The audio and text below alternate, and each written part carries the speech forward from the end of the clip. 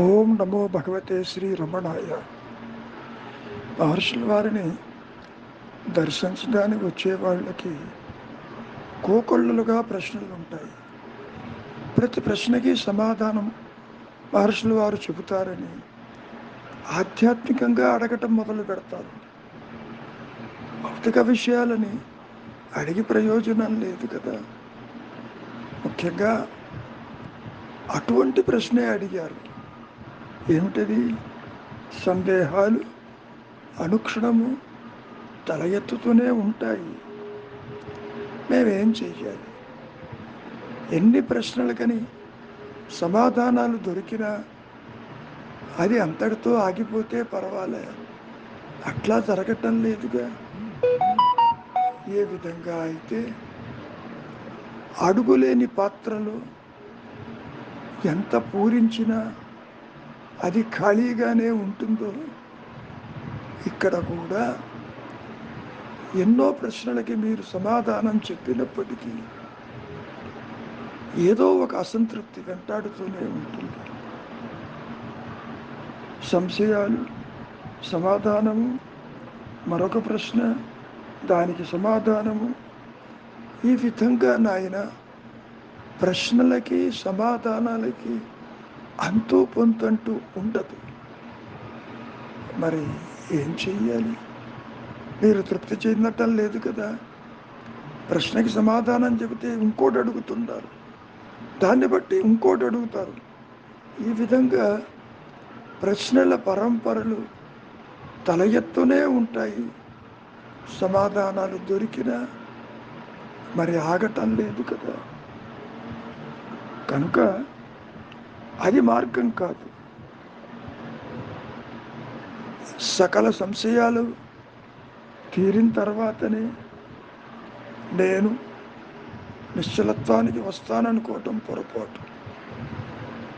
అది ఎట్లా ఉంటుందంటే, సముద్ర స్నానం చెయ్యటానికి వెళ్ళి అలలను చూచి అలలు సమసిపోయాక నేను తీరిగ్గా స్నానం చేస్తాననేది ఎంత అసంభవమో ఇది కూడా అంతే.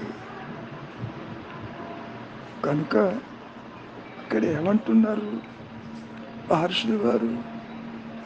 ఎవరికి సంశయాలు వస్తున్నాయో చూడు అంటున్నారు. వెంటనే నీవేమంటావు?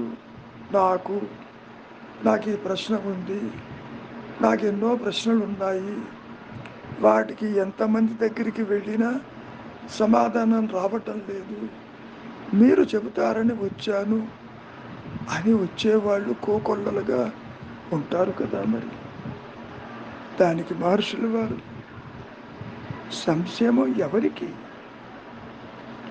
అది చూడు. ఎప్పుడైతే సంశయించేవాడి యొక్క మూలానికి చేరి నీవు ఉంటావు అంటే నిలిచిపోతావు. నీకు ఆ పైన సంశయాలు సందేహాలు రమ్మన్నా రావు. అదే సంశయాలకి ఫుల్ స్టాప్ పెట్టేటటువంటి పద్ధతి. రాకుండా ఉండే విధానం అదే. మరి దాన్నే మహర్షులు వారు ఆత్మసంస్థం మనకృత్వ నకించతి దపి చింతయేత్ అని చెప్పటం కూడా జరిగింది కదా. నీవుగా అహంస్ఫురణగా నిలిచి ఉన్నప్పుడు అక్కడ జీవుడెక్కడ, మనస్సు ఎక్కడ, ద్వైతం ఎక్కడ, సంశయాలు ఎక్కడ, నీవనుకునే వ్యక్తిత్వం ఎక్కడ, పరిమితత్వం ఎక్కడ, దేహాదులెక్కడ, జనన మరణాలెక్కడ, సృష్టి ఎక్కడ, అవస్థాత్రయములెక్కడ? అన్నీ మనకల్పితాలే కాబట్టి ఒక్క దెబ్బతో అన్నీ అదృశ్యమైపోయాయి కదా. వేరు మార్గం అంటూ ఏది ఉండదు నాయన. ఇంత విన్న తరువాత చివరికి ఏం అడుగుతున్నావు? అనుగ్రహం కావాలంటున్నావు. ఇక్కడ అనుగ్రహం అనేది బయట నుంచి ఎవరో ఇచ్చేది కాదు. నీ ఆత్మే అనుగ్రహం. నువ్వు అనుకునే గురువు ఎవరో కాదు, నీ ఆత్మే గురువు. అది లోపల నుంచే వస్తుంది, బయట నుంచి వచ్చి ప్రయోజనం లేదు అని మనం ఎన్నోసార్లు చెప్పుకున్నాం.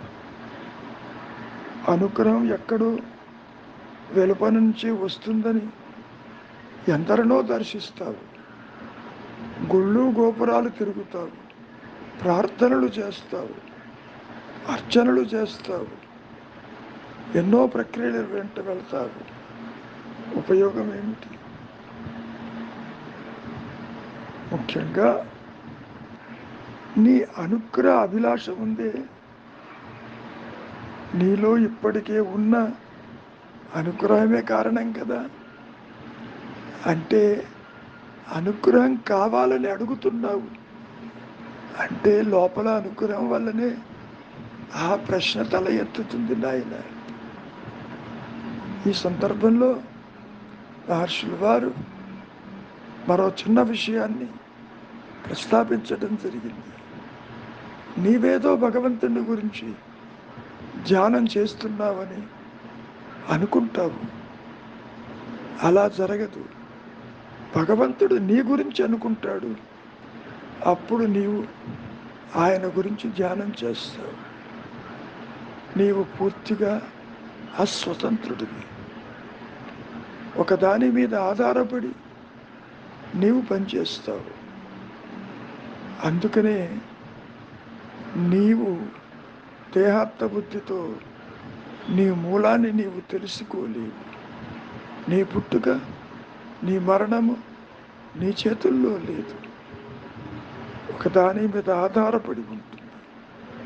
ఏదైతే ఆ ఆధార సత్యం ప్రకాశించిన స్థితిలో మరి జీవుడెక్కడ, ద్వైతం ఎక్కడ, జగత్తెక్కడ, నీ సంశయాలు ఎక్కడ? సంశయాలు, సందేహాలు వచ్చే మాయావి అదృశ్యమైపోతాడుగా. కారణం ఆది నుంచి ఈ అహంకారము తృణీకరించబడింది నాయన. ఇది ఒక మాయావి, ఒక పిశాచము, ఒక లోయర్ సెల్ఫ్, ఒక భ్రాంతియుత స్థితిలోనే అది ఉన్నట్టు ప్రకాశించి తనలో ఉన్నది బయట చూస్తుంది. వాక్యాంతరములు దానికే ఉంటాయి.